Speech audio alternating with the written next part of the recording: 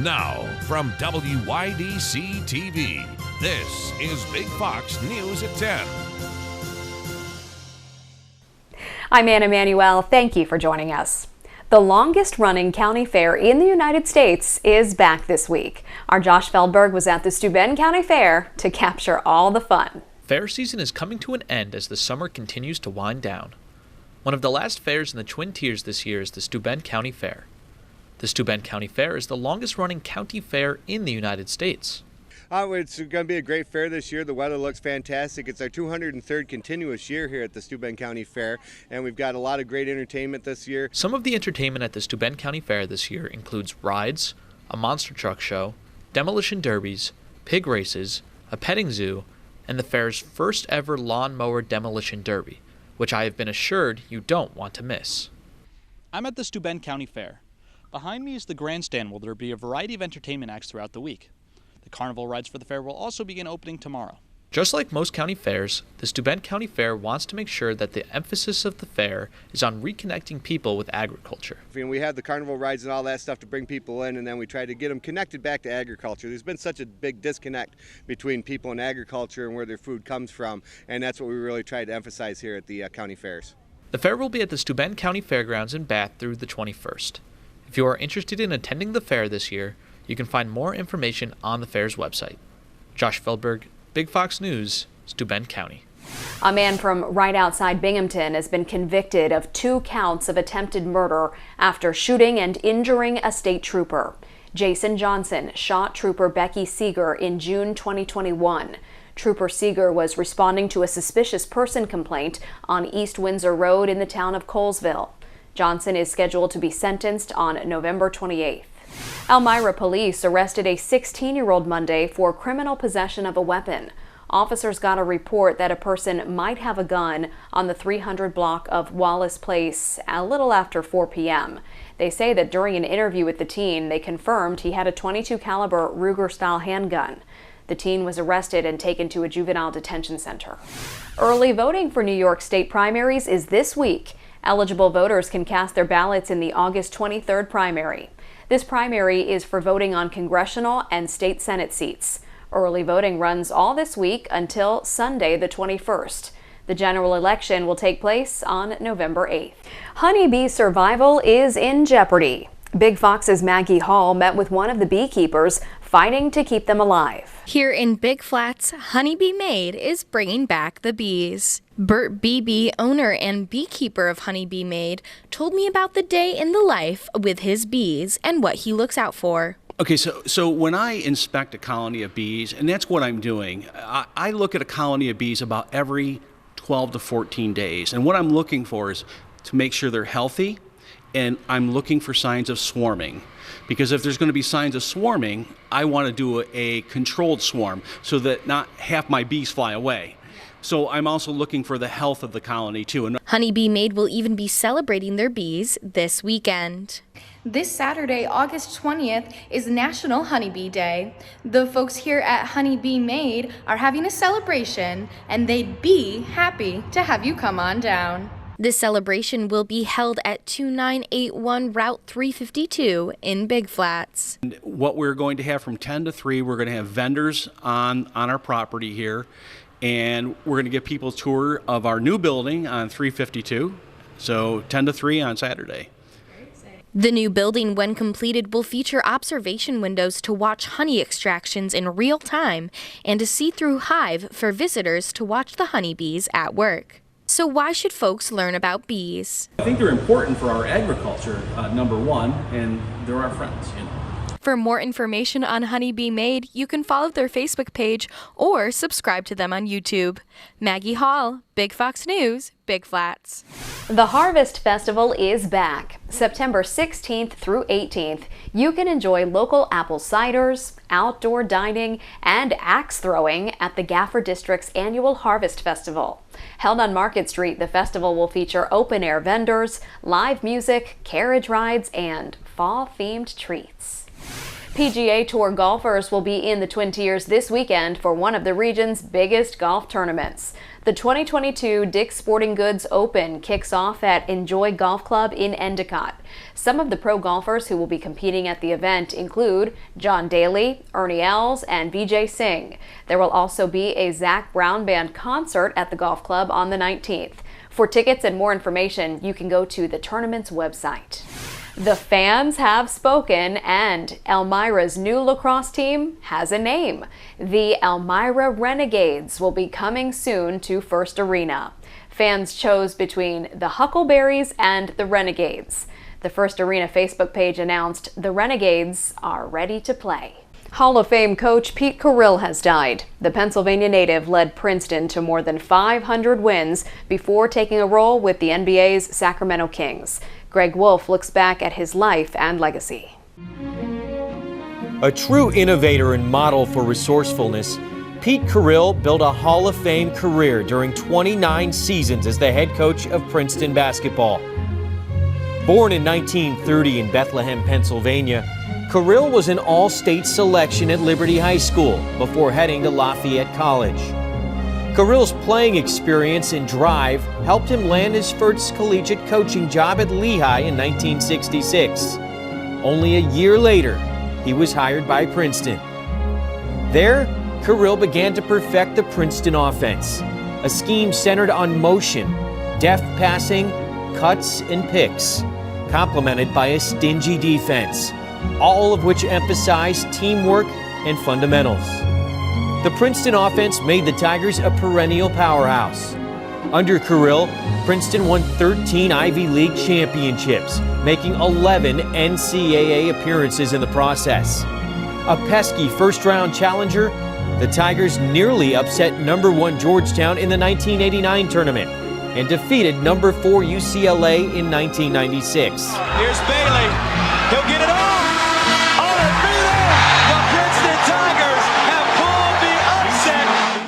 At the time of his retirement, Carril was the only coach in Division I history to win more than 500 games without the benefit of a single athletic scholarship.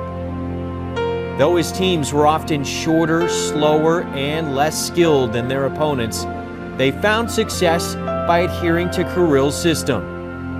In 1997, Carril was enshrined in the Naismith Memorial Basketball Hall of Fame. No matter what I tell these guys about, this is the challenge of a lifetime and some kind of sterling pep talk, they never work unless the guys you're talking to believe that they can do it. Still ahead tonight, we have your complete forecast. Here's your local stock market update from Big Fox.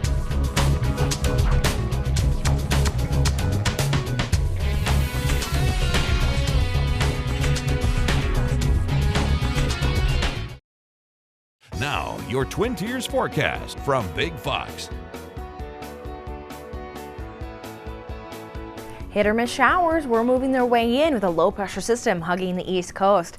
I'm meteorologist Alyssa Triplett, and you can see it within the Binghamton camera. We saw some blue sky at times, but then we had these small cells that were able to create some brief downpours. And off to actually the west of Elmira and Corning, there was some heavier rainfall right into the afternoon and evening hours that did create some rainfall accumulations or rainfall rates upwards of 1 inch to 2 inches per hour. So you were noting some of those flood advisories as well as flash flood warnings just north of Corning, as well as then off to the west into the evening hours. Now what we'll see is that into the overnight there still may be a few stray showers, as we are going to see that the atmosphere is going to stay rich with this moisture, and that's going to cause for that with the calm conditions through the overnight and cool temperatures dropping into the 50s, there is going to be some morning fog to deal with, and that could bring some misting and some isolated showers through the morning hours. So you may want to grab the rain gear as you step out the door, because by the afternoon we could see another similar setup as we saw today with that afternoon convection being able to to pop up a few showers and thunderstorms. Not expecting anything to be widespread severe, but a few cells could bring some gusty winds, those heavy downpours,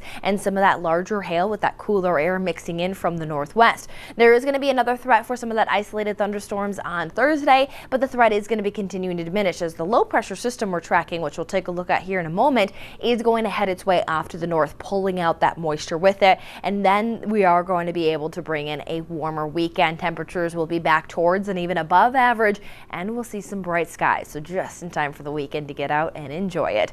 Now, rolling through what's expected for our Wednesday forecast, as mentioned, some patchy fog as well as some shower activity possible through the morning hours. As you step into the evening, that's where a few of those thunderstorms that could develop in those isolated locations bring some stronger potentials with that heavier rainfall in place. But with this gloomy weather pattern, temperatures ultimately are going to stay cooler. Now, the low pressure system we're tracking by about Wednesday evening is going to be working its way just outside the coast of Massachusetts, heading towards Maine. It's going to pull back a little bit into Maine, but then these high pressure systems that are just off to the west is going to push that low pressure system up the coast of Canada, pulling out that moisture. So Wednesday is going to be the best chance to see another round of some of these showers to move through before we'll try to bring in that drier weather pattern. So rolling through forecast, overall we'll see that there's going to be some times of that showery weather in place, especially as you see just some of this lighter rainfall move its way out of portions of Connecticut as well as Massachusetts. That there is some of that thunderstorm activity that you saw there develop just off of a short wave in between pretty much Buffalo and Elmira. So we'll keep an eye on that chance. And then again on Thursday, just some isolated shower and thunderstorm activity. As for accumulation wise, anywhere from about 1/10 of an inch upwards of about 1/2 an inch, depending on where some of those brief downpours will fall, is going to be forecasted. Now, as mentioned, under that rainier and gloomy pattern, we'll stay into the 70s on Wednesday, and then we'll see that gradual warming with some sunshine into our weekend forecast. A sign of slowdown at Apple, Disney could soon be making a series of sweeping changes, and a new theme park based on the Jumanji movies is coming to the UK. CJ Papa has these stories and more in today's Business Briefs. Apple laying off 100 recruiters as part of its plan to rein in hiring and spending. The recruiters were reportedly responsible for hiring new employees for the tech giant. The cut signaling a slowdown is underway at the company. Meanwhile, Warner Bros. Discovery is cutting 70 jobs at HBO Max. The job cuts, which amount to 14% of staff, are part of a larger effort at Warner Bros. Discovery to eliminate overlap as HBO Max and Discovery Plus come together as one streaming service. Activist investor and Third Point Management CEO Dan Loeb is calling on Disney to buy the rest of Hulu, exploring spinning off ESPN and refreshing its board. It comes after Third Point repurchased a significant stake in the company. The new stake consists of less than 1% of Disney's shares outstanding, valued today at around $1 billion. Disney says it welcomes the views of all of its investors. The company just came off a strong quarter with its streaming subscriber growth blowing past estimates. The world of Jumanji is the first theme park to be connected to the Sony film franchise and will encompass adventures from the movies. The development is said to cost over $20 million and will include different locations from the films, such as a 55-foot-tall Jaguar shrine. The park is set to open in the UK next spring. That's business. I'm CJ Papa. Well, music can help us unwind, and the same could be true for animals. Jackie Ibanez takes a look at an ongoing study aiming to discover music's impacts on pigs and if certain tunes could improve their well-being and, of course, potentially make for better bacon. Imagine your favorite song. Now think about how it makes you feel. Besides triggering emotions, music can also heal. The National Cancer Institute says music therapy, which involves listening, creating, singing, or dancing to music, can help relieve stress, anxiety, and depression caused by a variety of diseases. So if music can help people, what else can it help? Over in Belgium, a team of scientists are working hard to test one pig farmer's claims that different types of music alter the behavior of his animals. There is, without a doubt, an effect of specific noises on animals. It's really possible that the music can have the same effect. One day, while tending to his pigs, the farmer noticed they became happier when his son started singing. It was then he set out on a mission to see how the rest of his swine would react to other types of music, creating a playlist that syncs to different parts of the pig's day, from upbeat tempos in the morning to soft lullabies at night. Jolly dance songs are the biggest hits. They really start wagging their tails. Teams are also trying to see if playing music that keeps pigs calm can revolutionize the meat industry. When they are slaughtered, it's better. You can see when they've had too much stress. The quality of their meat is different from a pig without stress. So far, rock and roll is one genre that's off the table, proving to be just too intense for the pigs. The final results from the research are expected by the end of this year. Still ahead, dozens of sailors stop in San Jose as the city hosts Navy Week for the first time in Celebration's history. Plus, Elvis's legacy lives on, and decades after the King's death, the legendary entertainer is as popular as ever. I'm Grady Trimble at Graceland with the story coming up. Today marks 45 years since the death of legendary singer Elvis Presley, but even decades after his passing, the King is still a big draw. Grady Trimble has more from Elvis's home, Graceland. Thousands of loyal Elvis fans flocked to his Graceland mansion Monday night to mark 45 years since his passing. People love him.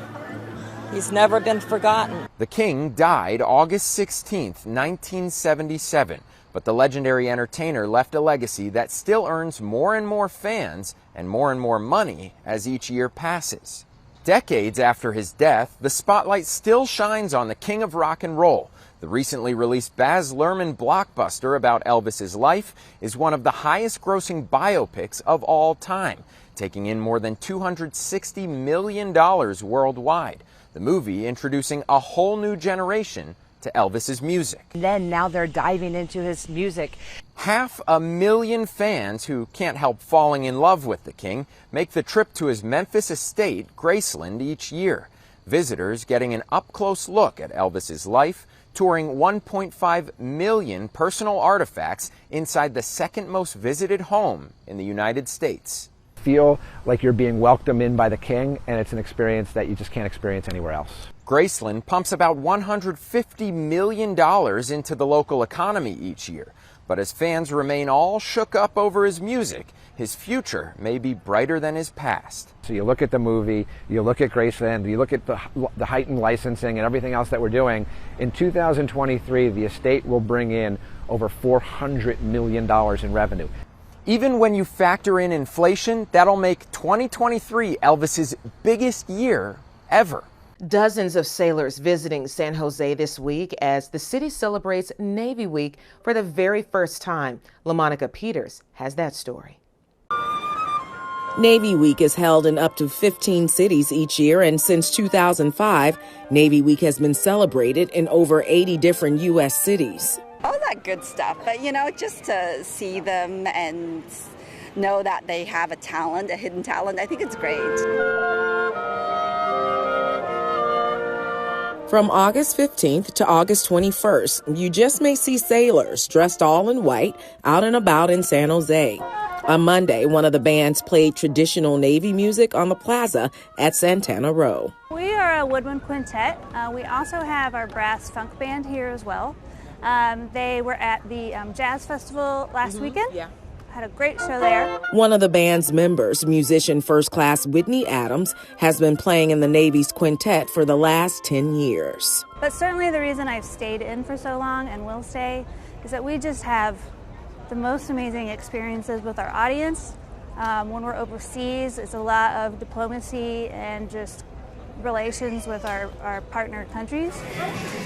Earlier Monday, a different group of sailors also volunteered at Second Harvest of Silicon Valley, a San Jose-based food bank and member of Feeding America. The U.S. Navy has brought the Navy Week to Second Harvest of Silicon Valley, and we could not be more thrilled to have them here to serve our communities by helping provide access to healthy food. During Navy Week, up to 100 outreach events are planned with corporate, government, education, and diversity organizations throughout San Jose. Navy Week is designed to teach people about the Navy, the people who serve, and how it contributes to our overall success as a country. So if you see a sailor out in San Jose this week, give them a wave and thank them for their service. Stay with us. We'll have more after the break. And how about this smile to leave you with tonight? Dispatchers thought someone was up to some monkey business when an emergency call was disconnected Saturday night. The San Luis Obispo County Sheriff's Office tried calling and texting the number back with no response. Well, get this. After tracing the call, the deputies were sent to the Zoo to You in Paso Robles, California to investigate. Investigators talked with zookeepers only to discover the call was made from a zoo cell phone often kept in one of the facility's golf carts. And the mystery caller? Route, a Capuchin monkey. Route was seen playing around with the phone and pushing buttons. Well, experts often describe the monkeys as inquisitive, just like Route. Well, I'm Harriet Wallace. Thank you all so much for watching.